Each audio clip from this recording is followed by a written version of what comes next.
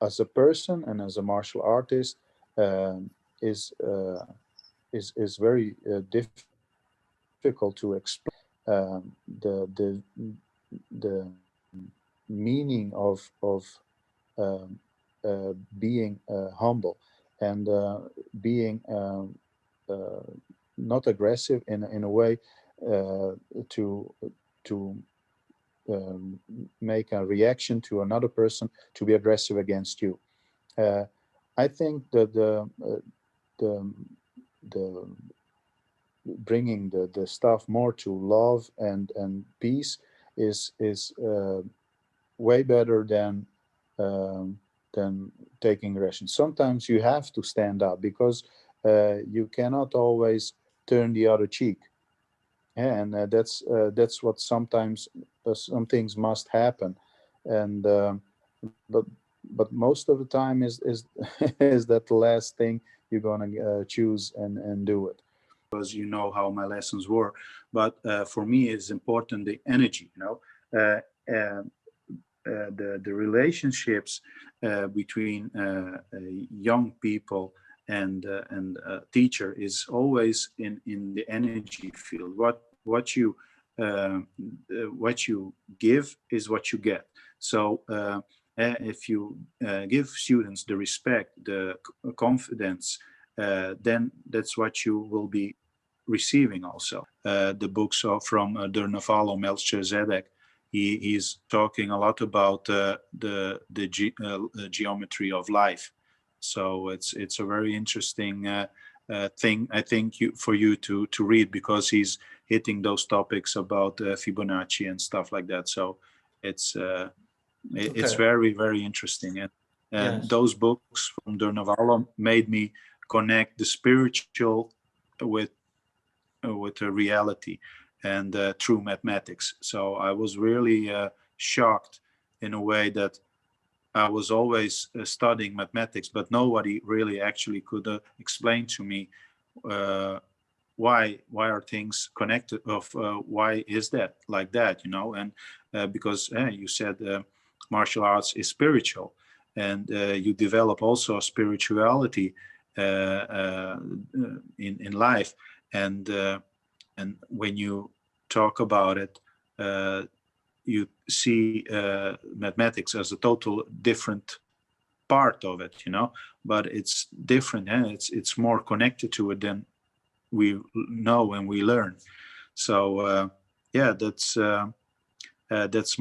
very interesting thing. It's when you realize, when you reach that balance in life, when you develop your spiritually, when you spiritually develop as a person, you make different choices, you know. And um, uh, that will change also a lot when people start uh, also making decisions on that part, to do the developing their spiritualism, and not thinking only about material things, Yes. because they are most of the time empty and not satisfying.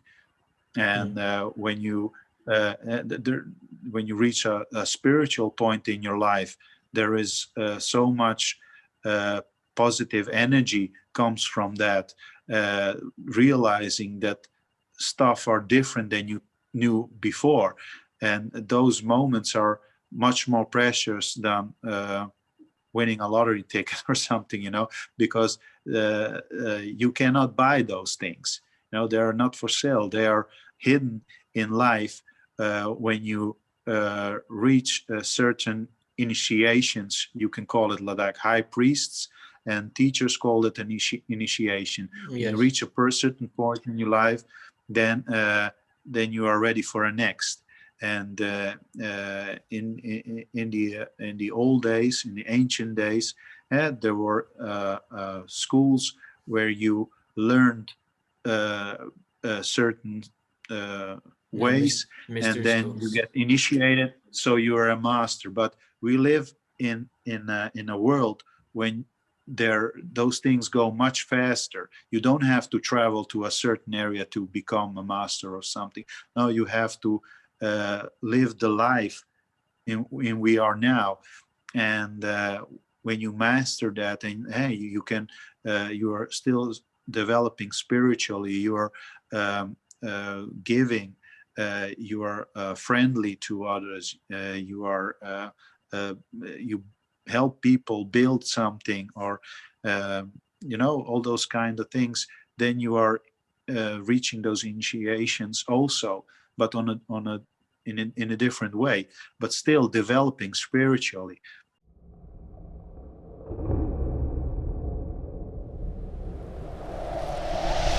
Hello, everyone. Welcome to Common Underground podcast. I'm your host, Jasper Roonhuis, and today I'm joined by Sinisa Cosic, who used to be my karate teacher back in the day when I was a young little kid. And I don't remember which year it was exactly. I think it was about 10 years old.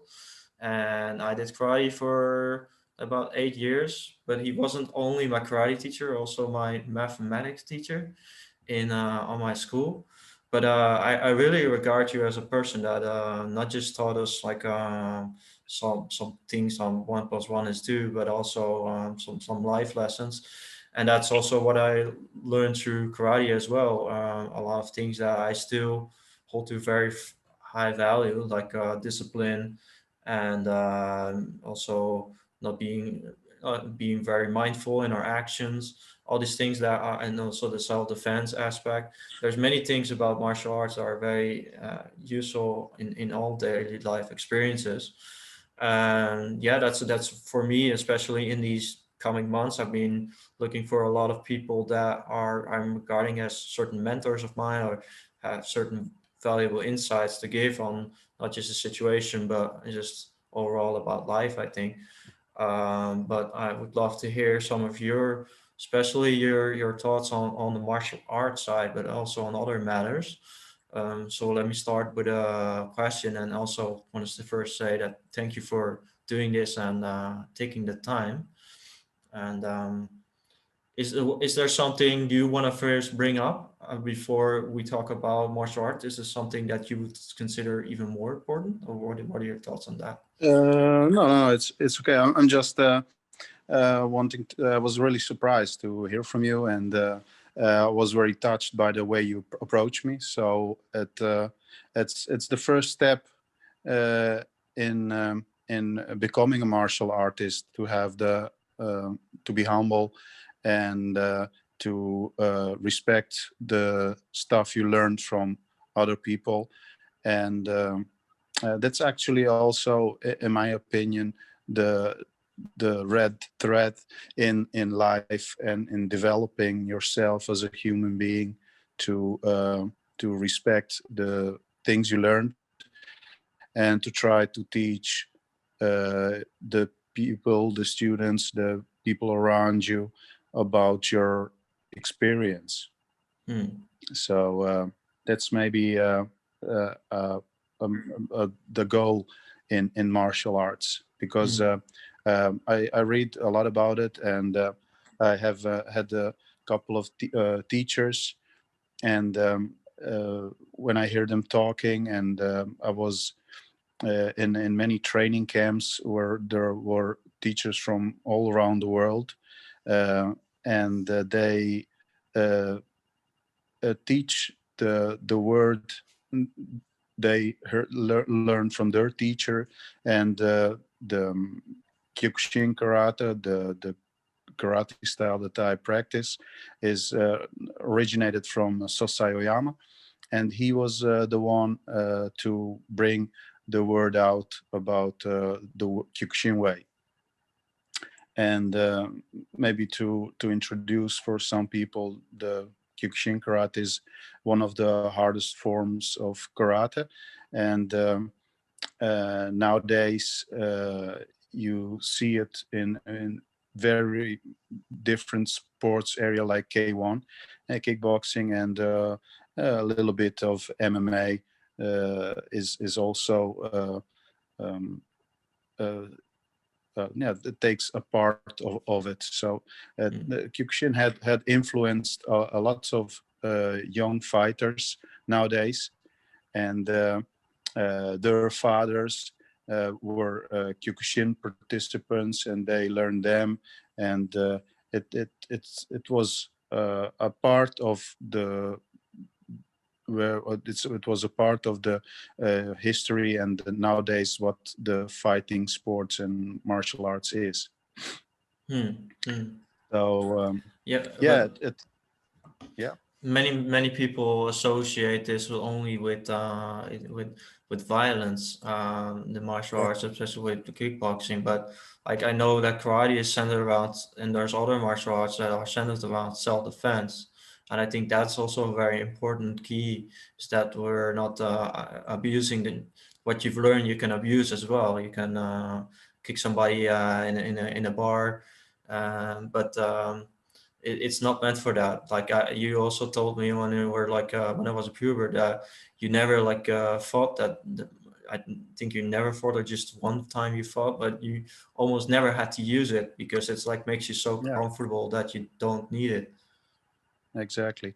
Yeah, to start off with the negativity of fighting sports in general, the martial art, it started uh, back in the days in the 80s because the fightings. The fights that were held like underground, so it had from the start like a negative image, and during that period, when there was a fight involved and it come to the newspaper, and that's sometimes frustrating because they write like a karate kick or something like that. So that's what people remember, and the negativity from those words sounds uh, much stronger than the positive things that happen in around. You can do 20 good things around, and some guy that kicks the other guy with the flying kick or something, and they write, oh, was a karate kick. So all that positive stuff disappears from the media that writes stuff like that. So that that was a tendency from years, and happens so now and then. So that's why the negativity is around it, and people think, oh yeah, uh, the guys that do fighting, they look rigid because um, the fighting training isn't easy. Maybe from the trainings you had, it was always pushing the limits. Hmm. And why do you have to push the limits? You have to push the limits to get stronger mentally, physically, and that creates a certain persona.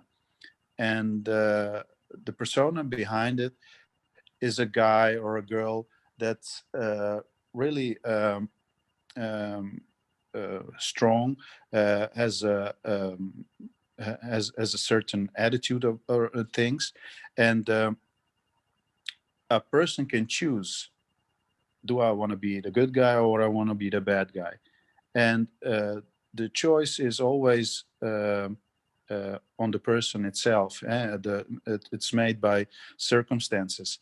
And when I was in a club or something, there is always a guy that pushes you, or someone walks against you, or you walk against someone and throw his drink or something, and that can cause a reaction to the other guy, like, hey, what you doing, or something like that. And your reaction is uh, significant in what will happen uh, next. So if something happened to me, I was always like, hey, I'm sorry, and I put my arm around him, and can I buy you a drink or something? And 9 of the 10 times guy buy me a drink, and we start talking, and it was okay. Hmm. So that's the way to deal with it. And I was never into a fight when we went out, because you fight all the time, and you fight in your dojo, and in a week you make 100 fights with your friends or your teammates, and then it's Saturday and you want to go out, then you're not into it anymore because you had enough. And then it's more like having fun. And Mhm. the way you go to the club or something with a mentality or gonna have fun, it's what you resonate, and people catch that because the energy you send to others can be positive or can be negative. And if you go with the negative energy, oh, we're gonna kick some ass, or you go to the club, yeah, of course you're gonna be aggressive and look for it. And the turn side of that can be also insecurity, and it's just like in school, people get picked on, and that's why it can cause also a reaction of other people that try to talk to you or do something to you, and um, there is something you can do about it, and that's Mm. thinking I think very important. Yes. And that's what martial art, and that's why people go to martial art, to get that self-confidence and be uh, able to resist or to dominate in such situation. And it's most of the time it's between your ears. Mm. Yeah. Yes, but I also think that martial arts recognize that we have these animal tendencies that we are as humans. Like if we have a conflict, it's first in argumentation, and if we cannot resolve it there, then people grab to physical action. But I think that what martial arts does, and I saw some video of some place in South America where they have one. I don't know exactly what South America, but they had one a festival once a year where they everyone in the village like got into a fist fight for that particular day, and then the rest of the year there will be no violence or no conflicts at all because people would just only do it on that day and settled it there, and they make a big happening about it. But That's something I think in martial art also speaks where we know that we have this tendency sometimes for violence, but we're using it in a positive or in a controlled manner in a place where it's allowed and both sides decide to go there. It's all on voluntary basis, and by that we lose this tendency to abuse our own power. Is that something you agree with, or how do you see that? um, the yeah, there is something in indeed like that, because I wouldn't prefer everybody got here in the fist fight. Mm, But it's because not everybody chooses it, because we live, especially here, I'm talking here in Holland, it's a civilized world, and fist fighting can cause a lots of damage. I'm uh, pretty much against violence, because if you want to get involved in violence and fight, you must be prepared, because last I was talking with my son, and he shows me his fists, and like you can see mine, it's the knuckles are pretty beaten mm, up, so they are flat, and his are nice, smooth, sharp. And we were talking about it because he was thinking, so if I punch a guy with my fist, it's going to hurt him more than when I will punch him. It was like a question. I said, no, but there is more to it, because if you punch or I punch, there is a difference. My fists are trained, because I hit bricks, I hit boards, I hit a bag, and the nature of a bone is when it's hit, the signals that are sent to the brain is like please, we have some stress here, and we need to make it stronger. So the bone makes from calcium from your body. It takes extra calcium, and it builds the bone stronger. So every time you do that, that's the signal the brain sends us to the fist in this particular part, or the shin bone, or whatever, and it grows stronger. So the bone structure, it was also there are researchers done by that. The bone structures are much more dense and stronger and than a person that never trains.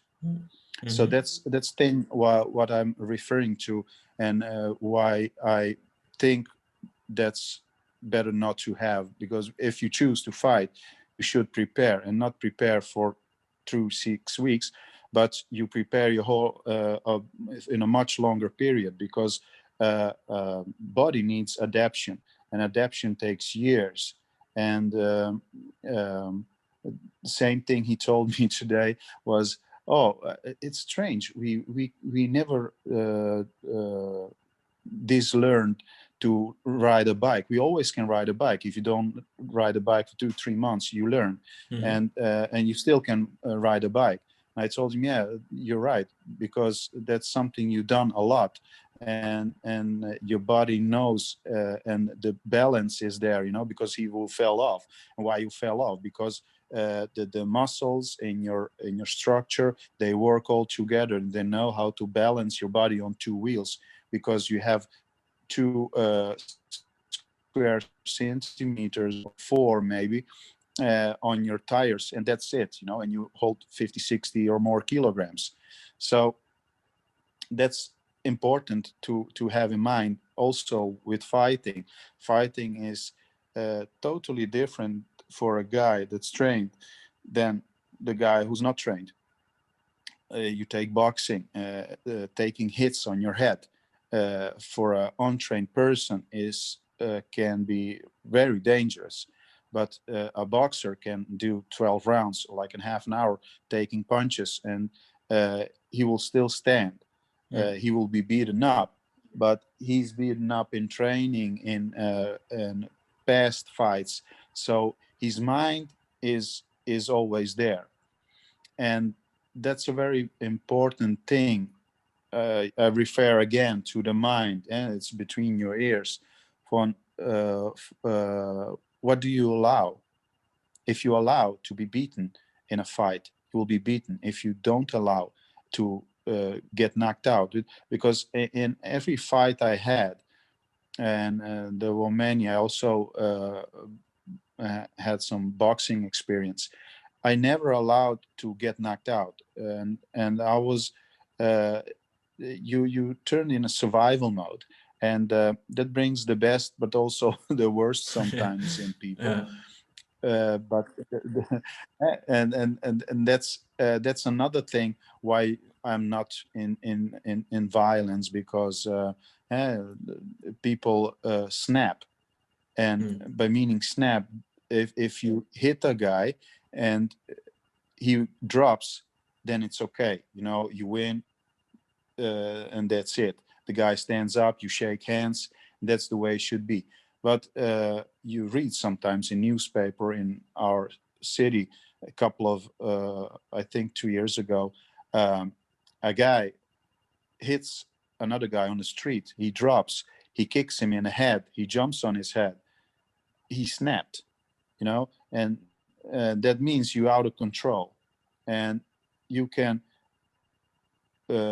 injure someone that bad that he will be whole can be whole his whole life in a wheelchair. You don't want to have that responsibility on you, or that that the thing hanging around your aura, because you ruined his life actually, Yeah. or he will never can have kids or something like that, and that's what you say. People talk negative about it, but they don't know what kind of responsibility comes with all of that.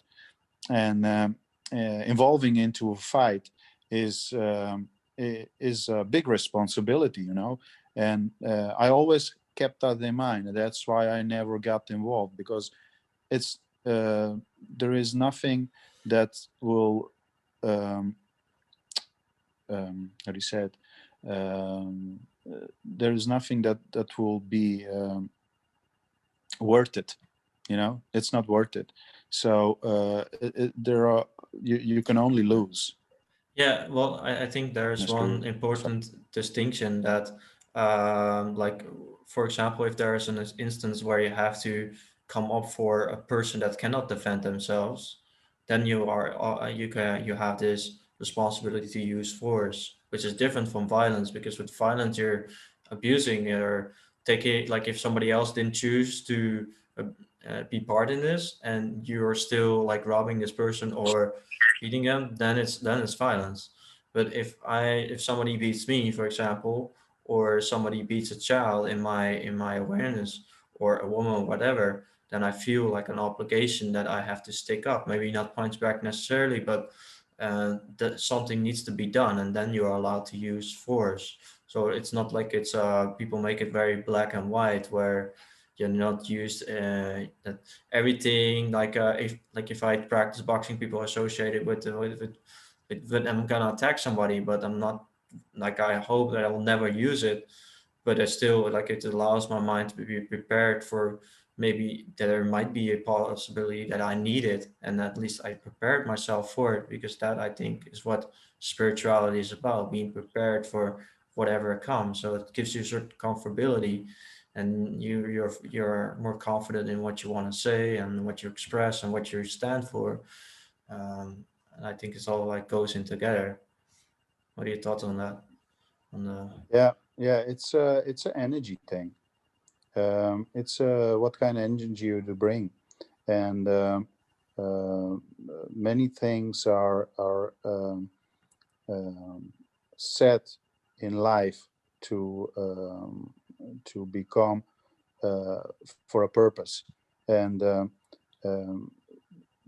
there are difficult choices uh, when you see something like that happen, and some things happen also for a reason, and it's you can create different situations, and uh, you can anticipate in different situations very differently, and it's all um, about the moment, and how do you react to it. There is no right or wrong, actually, Mhm. and um, if someone feels obligated to help, please do. But I can imagine that someone will be scared to help, and and there are different ways to help, so you can call police, or you can call other people, or um, it, um, it's difficult to judge or to give advice in such kind of situation, because it depends on the person you are, and everyone uh, is, I think, able to make that choice on the moment, and the choice you make, there are responsibilities again with what it comes, so uh, be prepared for the worst case scenario every time you just make you sharp and pray that everything goes well. Mm. It's a difficult question you ask me to answer it in once, because Yeah. this goes very far. Yeah, absolutely. Yeah, no, for sure. But that's I think my own profession is being a philosophy teacher, so I think about it not just in the practical side, but also like what is the thought behind martial arts, and also like what makes violence violence and what makes the force.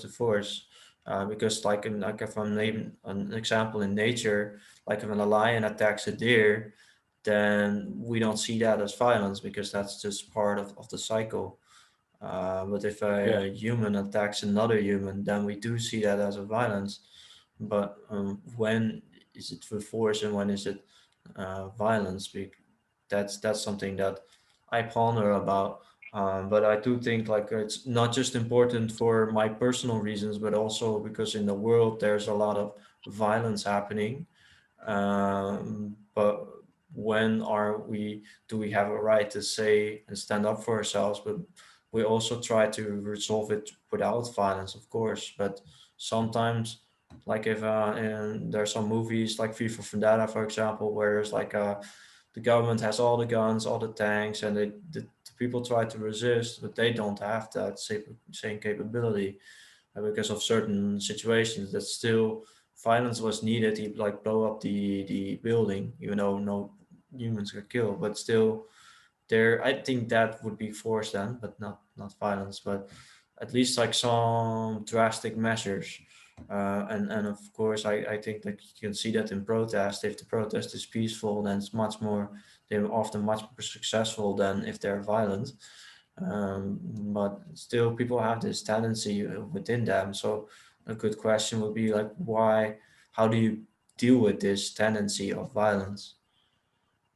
Yeah, it's violence is very much attached to the emotion, and I find in myself lots of struggles in emotions, because when I see uh, these demonstrations we have here in Holland, uh, I I'm the person on the other side of the government, and I don't agree with lots of things that are going on. But when I see people and old people getting hit by a police force, uh, military police, that uh, they they are right to stand there, and they were hitting because they were walking away. That brings lots of mixed emotions in me, and I feel like I want to jump in and do something, and that's a very that's what it does, when you see it on an energy level, that creates aggression, and yeah, and because of that you want to do something, and then I can correlate to what you said early on. You want to help that person, and you want to protect, because we are human being, we have sympathy for others. We feel love, we feel anger, we feel sadness, and these emotions can create aggression. And uh, then you come where I'm come from. There is a continuous struggle between religions, and that's also a motivator for aggression, because uh, what I have, it's better than what you have, or it comes to very simple things. Mhm. And uh, as a person and as a martial artist, um, is is very difficult to explain the meaning of um, being humble, and being uh, not aggressive in a way to to um, make a reaction to another person to be aggressive against you. Uh, I think that the the bringing the stuff more to love and peace is way better than taking aggression. Sometimes you have to stand up, because you cannot always turn the other cheek. Yeah, and that's what sometimes some things must happen, and but but most of the time is is that the last thing you're gonna choose and do it. And uh, there are some tough choices to be made for a person who gets involved in those kind of situation. because like in war, uh, there are only two sides. You're against me or with me, Mm. and many people have to choose. And if you choose against, you get shot. And if you choose to be with somebody, then you have to shoot your own neighbor or something like that. And that's the worst case scenario. And it comes to choices every time, which choice you make, and the choice you make has consequences for a lifetime sometimes. Mm. Mm. Yes, and it's sometimes for me. So two things I want to mention is that one is that I think comparison is the start of violence if we're comparing ourselves with somebody else, and the other is that once we have to make a decision, there's already a confusion because we have to have two different or seemingly different options to choose on, but we're not always able to make the right judgment on which one is better for us, and especially in the long run. And there is no layout for a how can you make the best decision, and that's the decision making. Like what do you base it upon?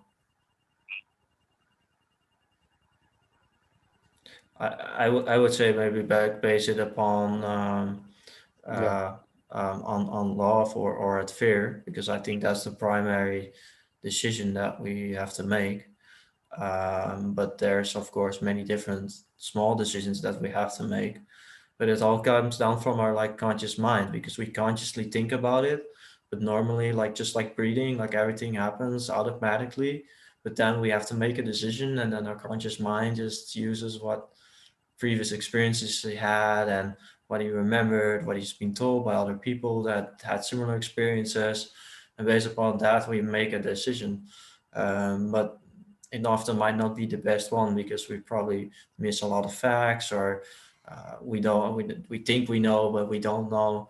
And so I think then when we make a decision, it's difficult to say what the right, well, just like you said earlier, there's no wrong decision, no wrong and right. Like there's no wrong and right decision because in the end, like it turned out the way it had to. I think I don't know if you agree with this, but I do believe that there's behind everything a certain meaning why it happened the way it does. And like either the yeah, way exactly. which one was action you take, like it's always like just meant to be like that. What do you think? Yeah, yeah, yeah, absolutely. Yeah, that you know, uh, the things you said, you're totally right. I agree with you.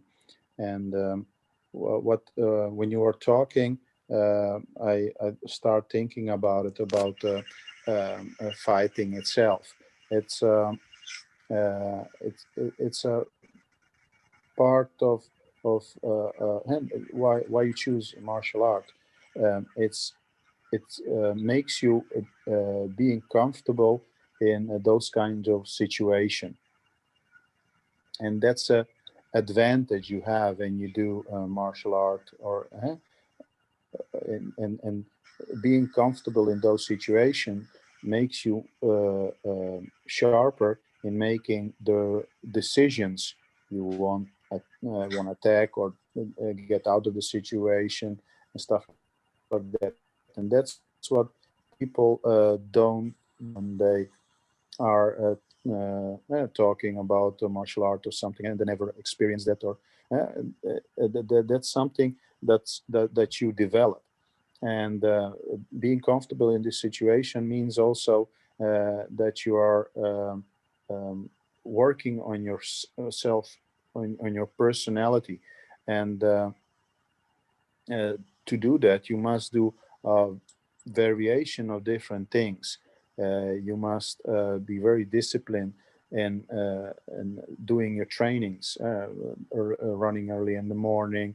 When everybody's sleeping, you wake up, you do your thing, and then you get shower, you do your work, and then you train maybe again. And doing that day in, day out makes like um, uh, a buffer in your capacity. And what do I mean by that? It's that you are able able to do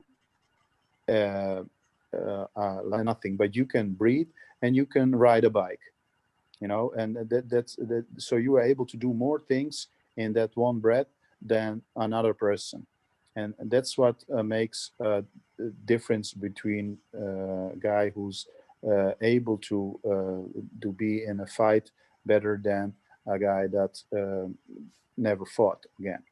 So being able to do that gives you also a very different kind of thinking, and uh, um, um, seeing things in a different way. And things you see, you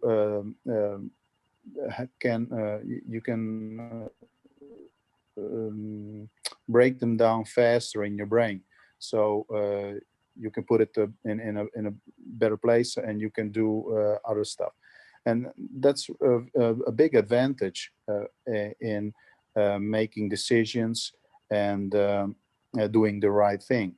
So there's something also about that, I think, to think about, because um, um, martial arts is in some countries, but also in many armies, a basic training that people do, and all because they get trained physically, mentally, to act on a higher level.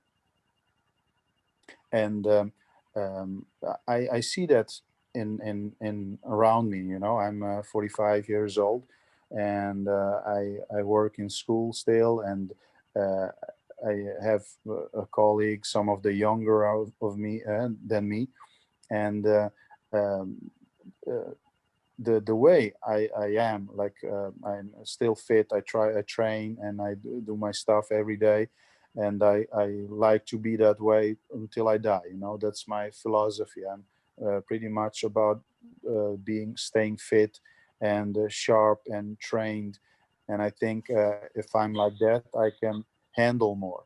And that's true, actually. By continuously putting yourself in a difficult situation, uh, doing stuff that other people don't do, uh, gives you more credit in your work, in your daily life, making choices, because we all gonna have difficult time in our life sooner or later. And when you're younger, you experience difficult things differently, but when you get older, you have more responsibilities. When you have kids, you have a wife, you have a job, you have a house, and all those things doesn't make you have more time for yourself. And not having time enough for yourself can do strange things for you, for a person, and if you create them by getting up early, for example, and doing your thing, uh, makes you more at ease, to do stuff, and to think clearer and make better decisions. So there's not a lot to you will probably think in a way or another. But doing all those things gives you advantage, and you are able to take pressure in a much better way. I see my battery is low. Oh yeah. Okay. Yeah, I mean, let's take a small break, or Okay. you able to fix it? No, no, no. I'm here. I will All right. get near the. Yes, Yes. I forgot what your so can you continue elaborate a little bit on that? We were talking about the mindset. I think of the person that's involved in Yeah, in with the difficult situations. with the extra capability, because you said like yeah, that's something I wanted to ask, like the over, is there something like, oh, being overly disciplined as well? Because we're always trained like, yeah, we have discipline is good, but then there's other faculties that also need to be looked at, where we can, for example, challenge ourselves or be able to do something spontaneous. Are these things that are stepping in the way, do you think? What do you think about over Sorry. disciplining? Well, like especially Repeat. older generation, they say discipline is very important, but you can use your discipline for many different things. Like you can go to school, which you don't like, but you need a certain discipline for that as well. But maybe for you need discipline for something that you really like doing. So is there something also like over disciplining, that you are doing it too much and that you're too hard on yourself? Um, yeah, it is a balance. I think discipline is very important in a way that um, makes you stronger. Because if you lack of discipline, then you are easy to get caught in in life, and then I have to uh, explain that a little bit more what I mean, because it's let me start by being yourself means that you look out for yourself, giving to another person a border from here and not farther, so it means that you have to know yourself, and by having discipline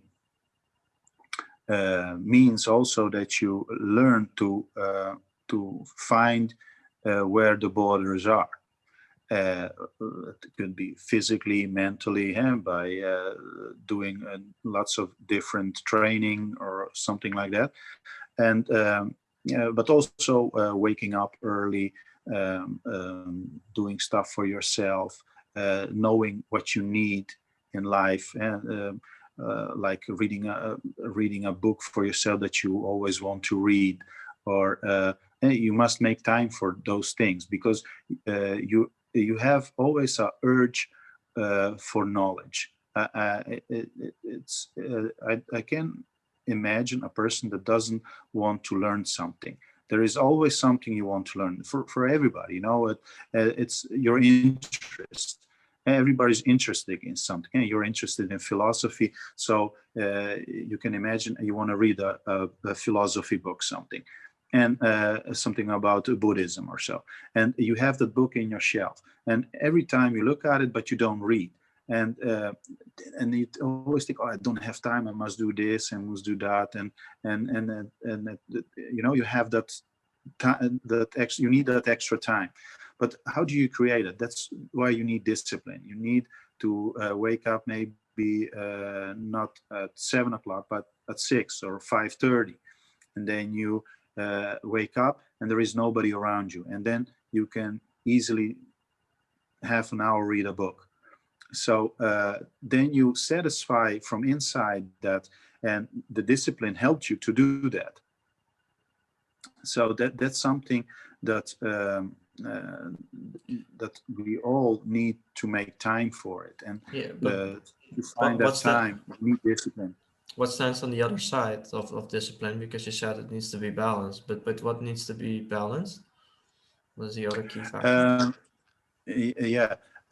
So hey, you do that, but the other way around is that you the balance becomes that you, if you don't do that, you get frustrated.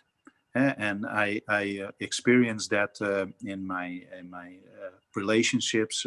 For example, I I was used to train, to do my stuff, but then I got married and I got kid, and my personal time got smaller, and I wasn't able to do the stuff I wanted to do, and gets a frustration, and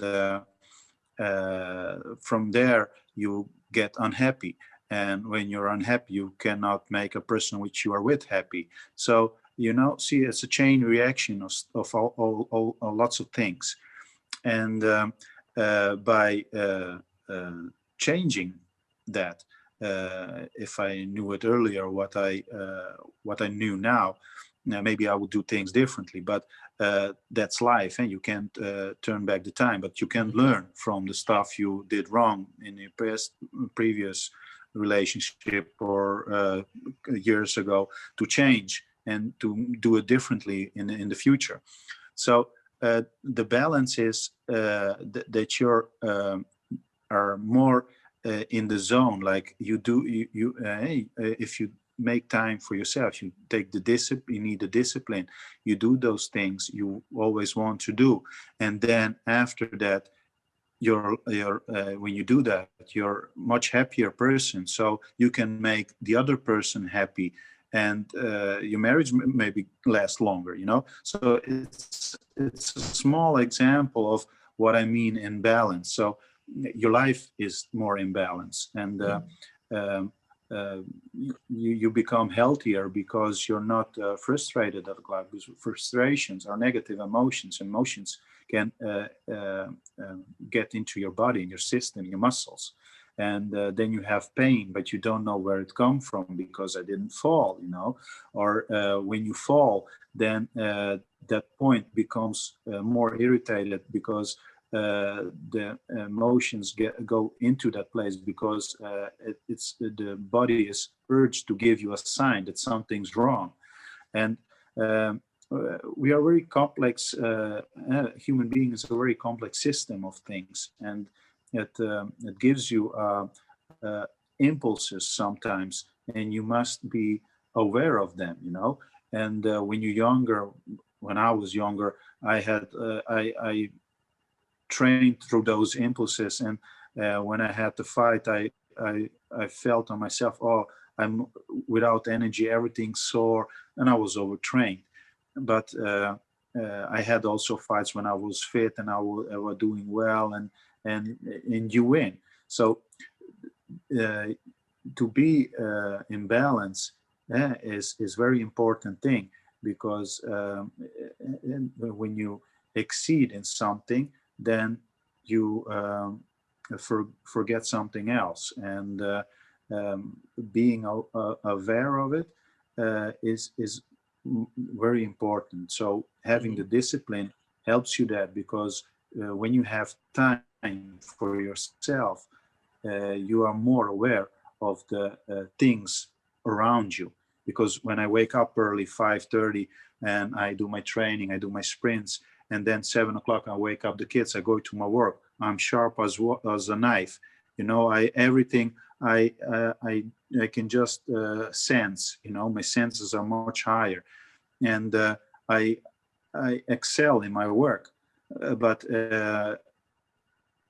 and I'm in balance, so everything goes okay. You're owning your life, but the moment the life owns you, and you get pulled around like on a string, life takes you there, and you have the feeling that you're not in control, then there's the other way around, and then you have to make that stop and turn it around, and make sure that you're in charge of it. Yes. That's what I meant by balance. Very good. Yeah, that's like a Does it make sense? Yes, of course. Jasper? Yes, that is self mastery. I am on that road, but I still need to have more discipline, and especially in my age and the way we get brought up in our society, there's a lot of tendencies for impulsive behavior. Even if you don't use drugs, there's still like social media, and there are so many things out there that trying to get your attention. It's a very like important thing, like for sure, to hold your attention towards yourself and what is important. But sometimes a distraction is very nice, and also enjoying that as well. but I'm Of trying to course, just live consciously as I can, and I do think that balance is very very important. And it's also not just about. certainly enjoy things. Having discipline doesn't mean you don't have to enjoy things in life. Mhm, I think sure. that's very important because I enjoy in things I do. I enjoy waking up early because that makes me feel something I'm doing what others are not doing, and that can bring joy. And it's very strange because I I'm sometimes think I'm a little bit crazy in those kinds of ways, but. When I do sprints 4 times a week with a friend of mine. He lives nearby, and we go to a field. It's a hockey field, and once a week we go to a bridge. And and afterwards, when you wake up, you have to roll out your bed, and you don't feel like doing anything, but you still do it. And after that, there is so much satisfaction for a whole day, and yeah, that's a special kind of feeling. And I think we as human beings, we need that. You need something to feel alive, and when you feel alive, you act differently. You have more satisfaction, and you don't bother small things. Many people are bothered about small things that you actually should have let it go. Because there are things in life that are more serious than that. And Jasper, Oh yeah, internet's a little bit slow. Yeah, back again. how do you say it in English? Can you help me with that? What word is which word? So it's in Dutch. Relativeren. Relativeren. I'll make it relevant. Relevancy, great. Yeah, Not. yeah, I thought so. So and yeah, there are things that that should you make happy. So uh, uh, young people especially should do in these times. I'm pretty. Yeah, now we are talking about your generation, and it's difficult, and you should enjoy everything you do, and when you do things you enjoy, you will never have regret in your life because you enjoy that moment, and exploring stuff what you told me early on. Uh, yeah, cool. Yeah, keep going and. Write something about, make it bring the noise, let people hear how that is, because uh, yeah, people need that, different kinds of views, um, um, different opinions, and then people ask me why do you choose to be a teacher, and most of the people think, oh, you have lots of time off, but the most fun part and inspirational part of a teacher is these kind of things, students uh, uh, reach you after 10 years. You made an impression on them, uh, um, maybe unwillingly, but uh, with a right attitude. And when I hear these things from you, I think, wow, nice to hear some things like that, that people develop and that you've grown in a human being that's have an urge to learn, to find new ways, and make this world maybe a better place. So those things, when you see in students, when they grow up, because in school everything is fun, and you're not ready to step in the big world yet, but when you do it and you take control of it, then and to see that, it's a very fun thing. And being a teacher isn't always easy, because I used to was a cleaner. I cleaned machines in a fish factory, or in other factories. So you start in the morning to taking the machine out, and then make it clean, and then taking it back together, and then you see, at the end of the day it was dirty, and at the end of the day it's clean. So your day is fulfilled because you finished something, But being a teacher, you don't have that, because only thing that you can have as a teacher is, by the end of the year, that students say, "Oh, teacher, thanks for your whole year, and it was a great lessons," or something like that. They tell you, then you can see the finished result, and all the time is giving and trying to bring something. And I see many teachers, they are not aware of those things, and they want to see result now, and they are too stressed about it. But you have to let it go and have the trust that will come to a good end.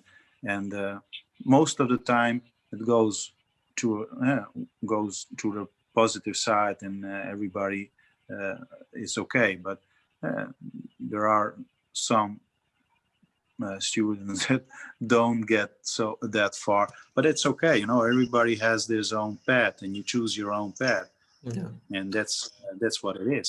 That's what I remember from the school, is that you always let us just go our own way. Like, it's not like the other teachers, they were very, like, I was very anti-authoritarian. So it was like, are you gonna tell me what to do? Then I'm only like putting more energy into resisting. But with your lesson was more like free flowing, and yeah, just take your book and write if you can, and if you are motivated to do so. But it's not like it's very like you're forced and standing up and breathing down our throats, like you have to do it now. And that Yeah. for me was always very not relaxing. And I don't know how I did it then, but mathematics was never my best subject. Still is getting better And though, but that's exactly what you say. I heard all the time. And then I prefer. And then we go now a little bit deeper in the thing, because you know how my lessons were.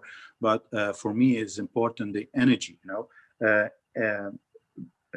The relationships between young people and teacher is always in the energy field. Uh,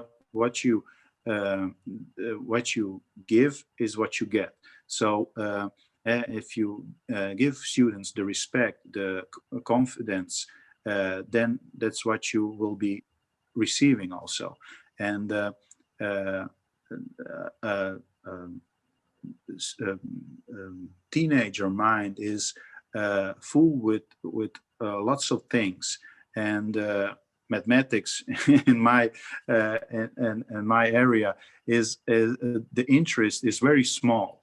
Yeah, the interest in mathematics is maybe 1% of the 100% that the teenage mind has. So need is that you are pushing them, and what you say, breathing down in your neck. So you must do this, you must do that. Then you don't get what you want, actually. So letting that go, that feeling, because it's very difficult. And the only thing what I need to do as a teacher is to take control of the group, that they are not creating a chaos, but having fun, and talking about things, and relevant things, and speaking about certain stuff the students are going through. Uh, then you create an atmosphere of trust. And when you have that, then becomes fun. And then you have already built something, and then you will have the whole year profit from it.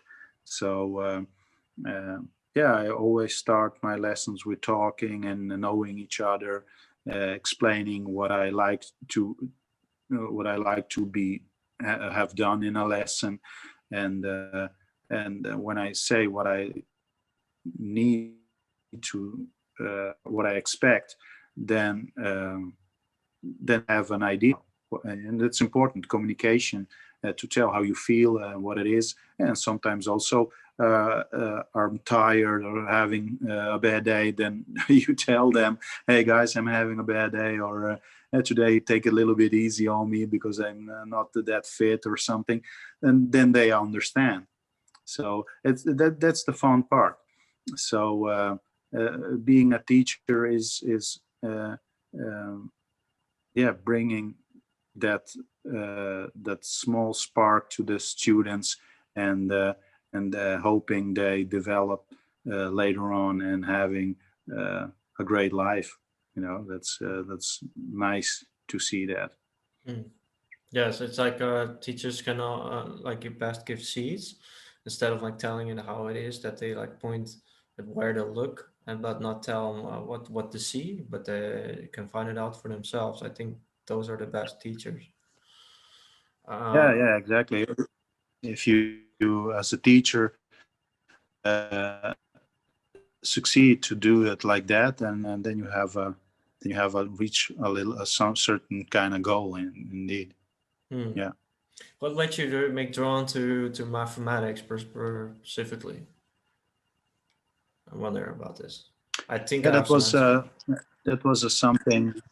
Yeah, I was actually when I was really young, I hated mathematics because my father was a very good mathematician, so he couldn't explain because he will always start to yell and stuff like that. So I was like, oh, I'm not gonna do that anymore, and that made me really how do you say not liking mathematics, but. I remember that day that we started. My teacher was beginning about Pythagoras, and it's the first time I was like paying attention in the class, and because it was about squares and triangles, and they start drawing, and I like drawings because, and then you got my attention. So she explained how it works: a square plus b square is c square, and I got that right away. And I understand that when you have three square is 9 plus four square is 16, and you add it up, you had 25. And we got homework, and I went home, and I think, oh, I'm gonna make mathematics. So I start doing all the stuff I had to do, and she the next day she was asking in a class who made a number one and number two. We had I think five uh, uh, things we had to do, and every time she asked, I hold my hand up and I wanted to do it, and then you go out and you do it on a school board. So it was very old fashioned, and I was for the third time, and she asked, "Oh, so, you did your homework well," and she gave me a like a plus. It's and I was like, "Oh, that's my first A," and right at that moment something changed in me, and I started to like mathematics. And then for the first time, I told my dad about it, and I was proud of it. And from then on, it's just like I had an idea. Oh, that's the way you have to learn mathematics. So you have to make examples and try until you figure out how it works. And from then on, I was always good in mathematics. So then I came to Holland, and uh, I was like 15 years old, but I couldn't speak any language. But language I could have speak was mathematics, and I was only good in mathematics and physics, and that's the only two uh, um, only thing I could understand and do. But I had to learn the language from the beginning. I couldn't, because I learned Russian, so I didn't know English, I didn't know Dutch, so it was very difficult for me. And and only thing that gave me confidence was knowing mathematics, so and doing stuff from older grades, because I was good at it. And yeah, it started rolling. Then I went to a higher technical school, and after that I had to make a decision: oh, shall I start working or going uh, to faculty of mathematics, of science? And I first wanted to do science, but I needed biology and chemistry, and because I was in a technical school, I didn't have biology for years. I had to do summer school, and I didn't want to do that. So I decided to do mathematics, because I was also good in mathematics. So I choose mathematics. It was not the easiest part, but uh, I learned a lot on that course, and it wasn't easy, but I managed to do it. And uh, years later, I understand a little bit why I choose mathematics, but that had something to do with the book. But it was a good choice after all. Mm. Yeah, because like mathematics, for me, it's an interesting combination with martial arts because your martial arts is very practical, but mathematics is very abstract. Um, I think like mathematics is something that is existing in the universe. And you mentioned Pythagoras. That's a very interesting figure that knew that music and geometry and all these different fields, well, seemingly different fields, had all correlations in between. So for me, it was like maybe you consciously knew that to a certain extent that you were drawn to that for that reason. But I never got teach this on a primary school that there were such interesting things about mathematics that you can find in the universe itself that would be much more appealing. And even if I was a teacher assistant a few years ago, and when I was sitting with children and tried to spark them their mathematics interest in like it is something that exists in nature and it's just recognizing these patterns and we're telling about the Fibonacci sequence which a Yeah, formula how unfold like plants grow, and then you can make it really yeah, something you can be enthusiastic about instead of like, oh, it's just yeah, one yeah, plus yeah. one two. But why do I need to know that? Why is it important? And that's often not taught. Yeah, you hitting the right on the button. There are lots of more. Our human being. There is also very much mathematics in our system. So yeah, you can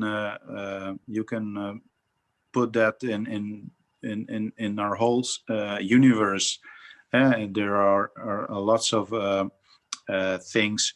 I think I don't know if you read the books from Der Naval Melchizedek. He's talking a lot about the geometry of life. So it's a very interesting thing, I think, for you to read, because he's hitting those topics about Fibonacci and stuff like that. So it's it's Okay. very, very interesting. And Yes. those books from Der Naval made me connect the spiritual with with the reality and through mathematics. So I was really shocked, in a way that I was always studying mathematics, but nobody really actually could explain to me uh, why are things connected, of why is that like that, and because you said martial arts is spiritual, and you develop also spirituality in life, and when you talk about it, uh, you see mathematics as a total different part of it, but it's different, and it's more connected to it than we know and we learn. So yeah, That's very interesting thing. The Durnoval is talking also about flower of life, with the circles, and Yes. you see them coming more and more, and people start to draw them on their bodies and stuff like that.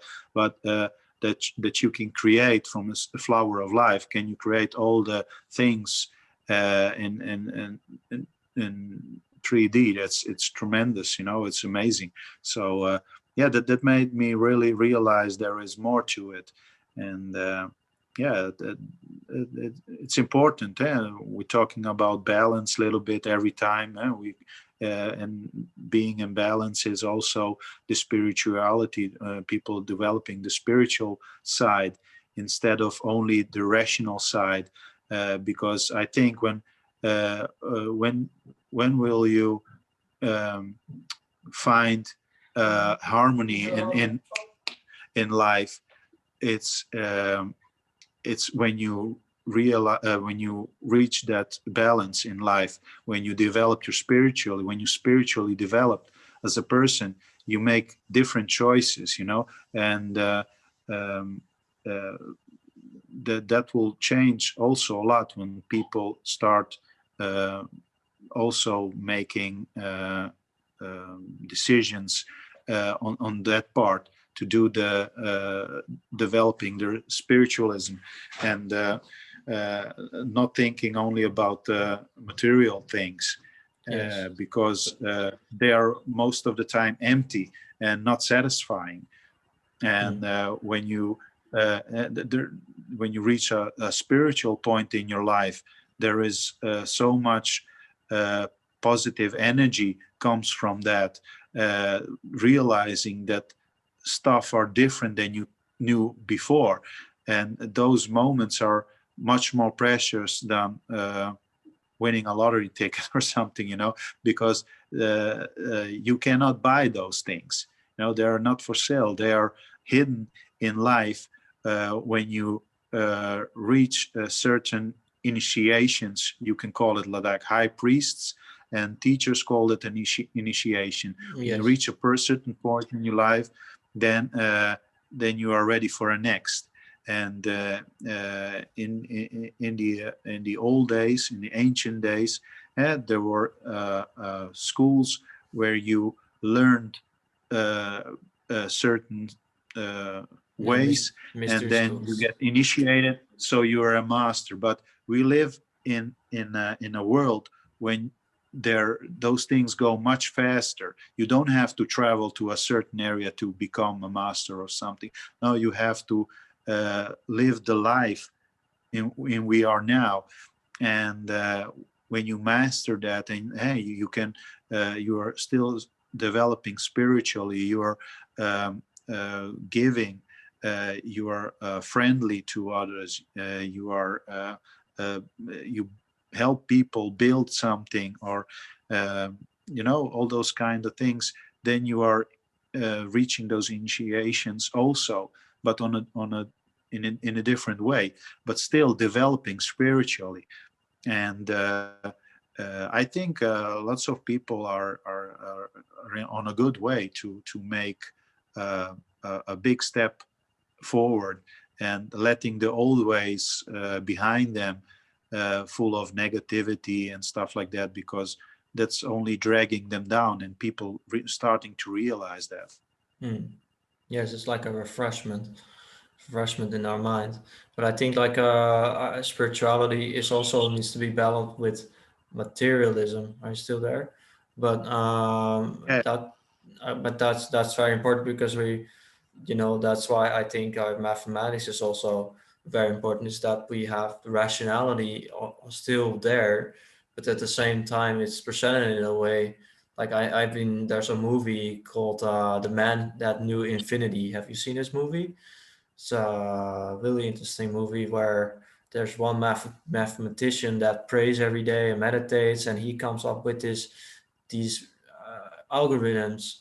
But when people ask him, "How do you get this algorithm in your mind?" and he cannot give a firm answer. Yeah, he says through my intuition, through meditating. But people want to know, how do you really arrive at this point? But it's a really interesting movie because it shows there's like two hemispheres in our brain, and one sees more of it the logical, everything logic and reason, but then the other side is more subtle, more to the intuition. I think like if we balance, we just said balance there. Like if you balance these two hemispheres, you have a real clear perception because that's something that I've been noticing with a lot of people that jump to conclusions. They say this like this or this like that, but then they're not open to hear from somebody else. And that's I think is the chemical imbalance in their brain, where they're either too much on the left or either too much on the right. But we should have a viewpoint where we can make certain decisions. So sometimes I was doing a small little video. I'll put it out on this channel later. But to say it shortly, like I've been doing a lot of research on our two hemispheres, and why like some people say yeah you just need to listen to your heart or your intuition, and other people are more like drawn to science and saying science is the truth and making a religion out of that, with saying like yeah I only listen to facts. But people need to have this both that they see both sides, that they have equal value, and that is the bridge I think what will bring like spirituality or religion and science together. Because like you mentioned also there were a few schools back in the day like the mystery schools, but when they teach they didn't teach something as being separate. They saw that it needed each other, just like the elements need each other to exist. So all these different seemingly different fields need each other to exist as well.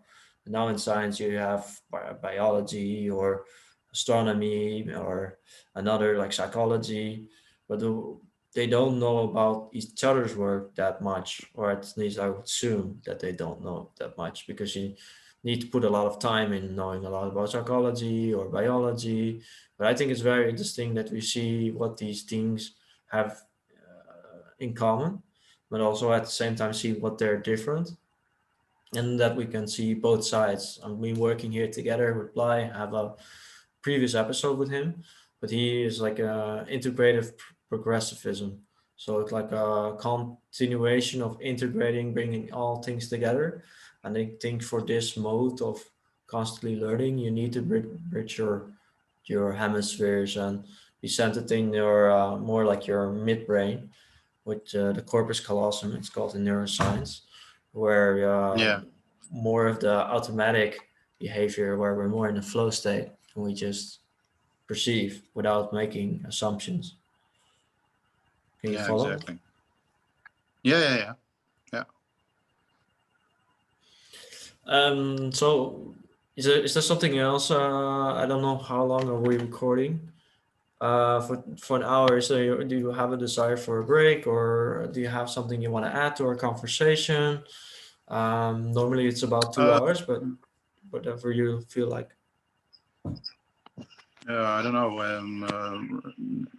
I just need some little bit of water, and that's it. We can go on another topic. I don't know what your Yeah, no, what do you?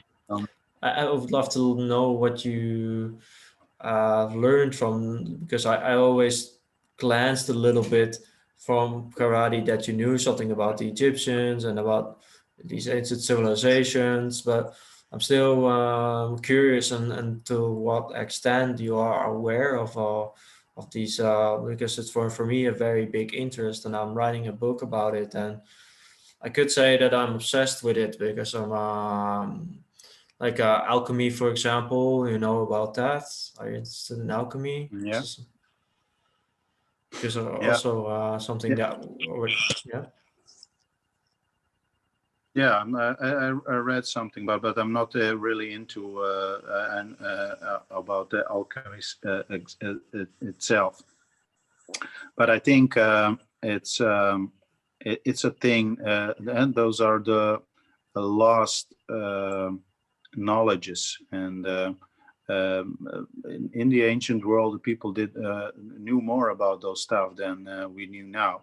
And I don't know, maybe was that something that was meant to be like that? Because I think we are living um, um in certain ways, some people live a very poor life, not having interested in those more important um, meanings of life, and not developing it, because um, um, people search more superstitious stuff, and we're not now oppervlakkig, hoe zeg je dat? Yeah, superficial. Superficial, yeah, because they are uh, there must be action all the time, not too deep in certain things. They because they want to know from everything a little bit, and that's okay. But really going into something, and going deeper in certain things you want to know, uh, uh, creates a certain alchemy in your system, because knowing more than others about something you are interested in or whatever, uh, uh, creates a certain point of view, and brings the knowledge, and uh, converting that into knowledge is a certain kind of alchemy. And it's for people to realize that they must make that decision. And yeah, that's something that everybody must experience on their own. And when you have really dug into in something, and you want to know everything about it, then you uh, can realize that that's often the key to success. And having that knowledge in you brings out also in other areas you can excel, because you find a way to get better in something, and um, then you can develop that for in other areas. Mm. And that's very interesting phenomenon in humanity, because we are able to do so much more. And I hope that the people start digging more into things, and uh, being less obsessed with uh, sufficient things, because that doesn't bring you anywhere, only uh, drives you from your goal. And I hope that's the yeah, when I teaching in school, I also try to train them in mathematics, to give them and they ask me, why do I need mathematics for? And it's difficult to bring that up, but in daily life you must make logical decisions, and you are faster or better in creating stuff when you practice mathematics. And practicing mathematics means also practicing your brain. And funny thing about it is we don't use our brain that much, because we are we are lousy. People are actually very lousy humans. We are, as humans, very lousy, because we are not willing to push ourselves every time to make logical thinking or something, because we have to put more energy into it. And that's what I see also in students. They when they have to practice and practice until they get it, uh, that part, that's the most interesting part, because when you know something, then you're already there. But the way to know something, that's when the magic happens. And that's what happened to me when I told you about the Pythagorean. I was listening. I was obsessed of interested when I saw the drawings on the board, and that what got me interested. But the way from there to actually understanding how Pythagoras works, by doing numbers of times, practicing until you get it. That's what it's well, that's the big important part, and that part of practicing you find everywhere, in sports, in your work, in school, in learning language or whatever. Practicing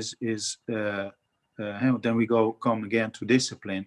You need discipline to practice, and from uh, you want to learn to ride a bike, you need to practice to be good at it. And that's also with martial arts, with mathematics, and that's what I try to learn students to practice, because being able to push yourself to become a practitioner by practicing, then then you can, when you learn to do that, then you can use that for other stuff. And that's what I hope to bring in students. I think that was a very important part of in your life to get somewhere. Yeah, so I think it's also very important. Like that's the thing about philosophy. It can be very complicated, and mathematics can also be very complicated. But how can you simplify it so that it's approachable for everyone? And that's for me a very like I like all the researching about esoteric philosophy and going very deep into it. But then like the next step is that you want to teach about it with people that you surround yourself with, and with spirituality, and I think it applies with mathematics as well. Like the amount of people that are really interested in it is very limited. So how do you make it more approachable, but it's also more appealing, but not promoting it in a way that it's not genuine, like it's just the way, like you want to present it the way it is. But like philosophy, I've been trying to teach it to children as well when I was a teacher assistant, but it uses a lot of difficult words to describe reality and what goes beyond reality, like metaphysical, for example, or ontology. These are all things, epistemology. These are all terminology that academics uses to talk about these experiences or fields. But if you want to talk about it with a person that works in an office every day, they are like, what are you talking about? So then you have to explain what you mean with the word, and you can really inform them. But often, when I just get too excited and then I want to talk about everything, and you don't make it simple enough that everyone agrees it. So you have to be, as a teacher, I think, very sensitive to where the other person is at and meeting them where they're at, and then you can teach them something really valuable. Because a lot of times when I try to teach something very complex about philosophy, the person might not be ready for that information, or might not. And you mentioned initiation is a key point there. If the other person takes the initiative, he takes or asks the question, then I'm invited to give my perspective and maybe make a suggestion. But if I just say to them like, this is how I think about that, this is how I think about that, this is what you should do, then actually you're harming that person, because you're projecting onto them what you think is best for them instead of making them make their own decisions. So that's also all part of being a teacher, I think, as well. Can you feel into that? Yeah. You're hitting right the basics of teaching. When you are building a lesson, the first thing you are starting to is seeing where are your students at. Yeah, so you ask on to have an idea. What do you know about certain areas you want to speak to them? So in every and no matter who you're talking to, the first thing is like uh, um, getting your idea from where the person is at. So then you start asking about what they know about, and what are their basics thoughts about certain stuff, and from there on you building up. And when I explaining something from mathematics, then I first time I do it all by myself on the board. I tell them what to do, what to expect, where to go to, which uh, uh, um, how to use the calculator, and stuff like that. So that's the first part. The second part is then I build it a little bit less. So I give him a head start. I say you have to do this, and then they have to finish it. And the third part will be, all right, you have this and that. Watch what you're doing here on this part, and then finish it all. So, hey, you're building it up, and then um, and that's the basics. And from everything I do, and students, you give them a small steps. Yeah? You have to start always small, not to bring drop a big idea and then they got lost. And that sometimes you experience. Oh, that was not a good thing for me to start with that, because then you lose them in the beginning. That's the process you are into, because teaching is not something you learn in school. You learn on a moment that you really start teaching it, and then you see what works and what doesn't work for you. Because what works for me uh, doesn't have to work for you, because you are maybe a different person, and you and people react differently to you than to me. Um, and that's something you have to find out for yourself. And what's really important, to be honest to yourself and always reflect on how did you do. So after a lesson, I always think, oh shit, that part I wasn't really happy about it, because it didn't work. It made no sense, because and they just keep talking through my story, and they didn't get it. So then I thinking, oh, I must do something different next time. And that, for a teacher, I think for me personally, is it very important to always uh, be critical about my own approach, and uh, trying to improve myself every time. And um, this year for me was a goal, and because every year I have a little goal for me, what to improve. And uh, for me was this year to find out where the students are at the beginning of my lesson. What do they know about it, and how could I how can I uh, fire them up for the certain area I want to explain. And you can do that in different kinds of ways. Uh, and that's what I try always to get better at. It's a process, I think. And as long as you live, you have to have that, to be able to improve yourself. Because when you think, oh, I know everything and I'm doing like that, then you standing still, you don't develop. And I think then you also don't find joy anymore in the work you do. So it's teaching goes both ways. Because when you teach, you explain something, but you also learn at the Yeah. same time. You learn something about yourself. How do you react on certain stuff? Because uh, uh, people you teach, they reflect very fast on you. Uh, uh, how are how are you bringing that to them? So yeah, you can learn a lot from just observing yourself and being uh, reflecting on your approaches on stuff that you are talking about, and how they react to it. So yeah, Yes. it's sometimes difficult to admit that you're not doing things right because it hurts your feelings, but you have to have the next step in mind because you want to get better.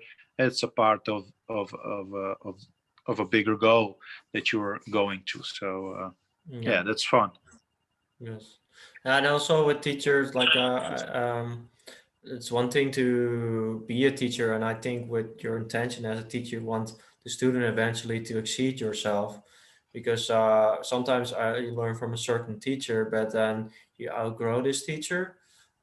Because we're like in my generation, we're very used to the internet, and we don't follow a certain person, and we learn a lot from them. But then eventually, then we keep hearing the same argumentation. It's like, okay, I'm gonna look for somebody else that knows something about another subject or knows even more about it. And so we switch between a lot of different people. So it's like like if we have a certain attachment to a student, for example, like we want the student to hear us talking, then I don't know if you still are a teacher, because then you want to take control of them, and then they don't have that freedom to discover for themselves what is actually real and who they want to learn from and what they want to experience. So, what do you think about that? Yeah, people of students uh, need room to develop themselves, and especially as a teacher, you must be able to give them that room. And um, um, the goal is actually you want to teach them something, uh, uh, uh, to learn about to learn in the first place. And so when they practice that all the time, and they should be getting better at it, to learn. And the second thing is to learn something about mathematics or physics or Dutch or language or English language. So that's the second part. And as a teacher, you are always um, telling them something, and they are not always receiving at the end what you want them to bring. So um, um, as a teacher, you don't have to get frustrated that it didn't work that certain day. And because in life of a teenager, like I said, there are 90% stuff that they're having in their mind and that are more important than something that you want to tell them. And if you realize that as a teacher, I think it gives you lot more space to let it go, because you want something more always, and that's a normal thing. But you also have to be a realist to understand that in a teenager mind there are also other stuff going on. Yeah, lots of different processes in their mind, and they have stuff going on at their home, or problems with their friends or stuff like that. So there are lots of things going on, and uh, you as a teacher, you must feel that. I think you said something about that too, and Yeah. feeling what's going on in a group uh, must make you sometimes anticipate and make a different approach and do something different with the group. And that's when you create something uh, in a relationship with the students. And I did that lots of times. Then we go out and get something to eat or go for a walk or uh, do something unexpected. And especially with groups that are difficult uh, in handling a standard situation, in like you must sit down and you must listen, and I'm gonna talk now for 20 minutes, you're gonna work for 40 minutes, uh, not every does not for everybody works that way. And especially in a group that I had that are difficult to uh, students that only want to work with their hands because it's a technical school, and those guys only want to work and do some stuff, uh, and then doing mathematics for an hour, it's a very big thing for them. So I usually always um, uh, had the urge to do something about the relationship, because when the relationship was good, I could tell them, guys, we sit down and we go work now, and then they listen.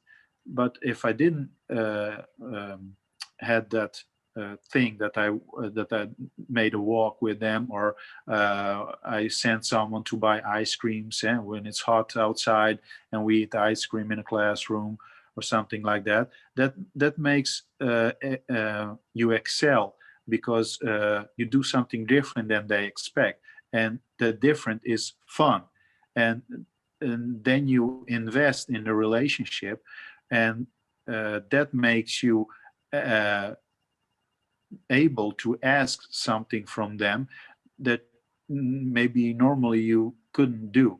And by having that good relationship with your students makes it much more easier for you to teach, actually. Mm. Yes. Yeah, because teaching is not just a transmission of ideas, but also how you feel with each other, how you feel connected. Because that's if you don't have a bond of trust, that's something I've learned for sure. And you cannot teach somebody if there is no trust bond. People don't, like with children, they are very easy to trust somebody new, but with a lot of people, they have previous experiences where their trust was abused, and they are not as easily in trusting somebody new. And if I want to teach about them about philosophy or whatever, and they don't trust me, then I cannot teach them anything really of value. And that's something that I think it's very sad that that is happening, because that blocks people from learning something new, because we all should, like they say, trust nobody, but I think eventually we need to learn to trust each other again, because otherwise we cannot teach somebody else about life or whatever we want to teach about. Maybe these are some good closing words. Are there some things you want to add to our conversation overall? um, yeah, to add to that last thing you said, I just had last time I had uh, uh, also a older student reach out to me, and by Instagram, and said, "Hey, teacher, how are you doing? And been a long time. Do you remember me?" I said, "Of course, I remember you."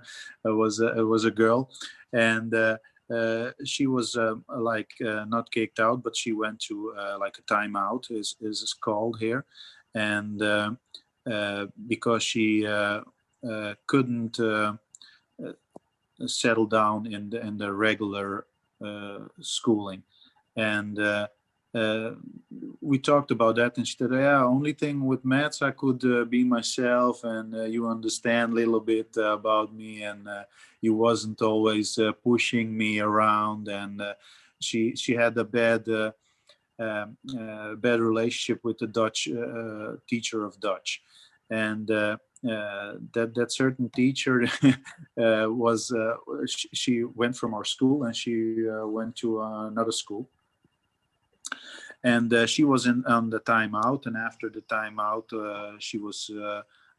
she left that part and went to another school. So she came to another school, and by all odds, she comes the same Dutch teacher again, and it started all over. She the teacher didn't anticipate to that, and we were talking about that because she told all right away, "Oh, you're never gonna make this school," So that's a point when I was thinking, whoa, the teacher didn't change a bit, So uh, and we were talking. If I was her and you came to me, we will be on a whole nother level.